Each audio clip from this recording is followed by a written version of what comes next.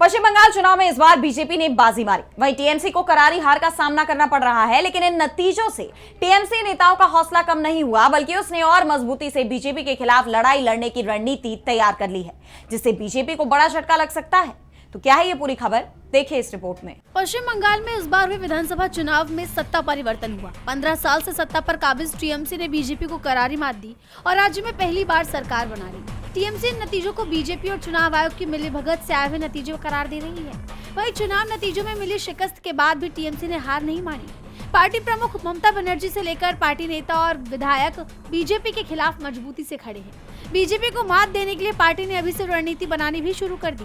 इसी कड़ी में पूर्व मुख्यमंत्री और पार्टी प्रमुख ममता बनर्जी ने अपने आवास पर बैठक बुलाई।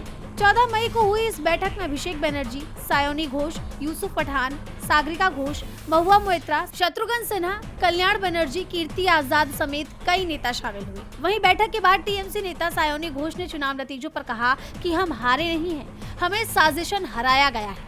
उन्होंने 2029 में होने वाले लोकसभा चुनाव और अगले बंगाल विधानसभा चुनाव में बीजेपी को मात देने का भी आह्वान किया।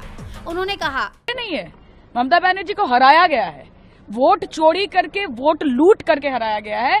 2029 को बंगाल की जनता, पूरे देश की जनता, और 2031 को पश्चिम बंगाल की मामाटी मानुष करारा जवाब। क्या स्ट्रेटजी है? उन्होंने साफ कहा कि हम उन लोगों में से नहीं जो डरते हैं या जो पीछे हट जाते हैं।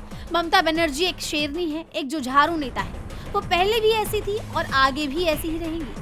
इस दौरान उन्होंने ये भी साफ किया कि पार्टी ने एक मजबूत रणनीति तैयार कर ली है। टीएमसी नेताओं के तल्ख तेवर और बयान से ये साफ है कि भले ही इस बार चुनाव में वो हार गए हों, लेकिन इन 5 सालों में वो एक मजबूत विपक्ष की भूमिका निभाएंगे और अगले चुनाव में बीजेपी को कड़ी टक्कर देंगे। डीबी लाइव की रिपोर्ट।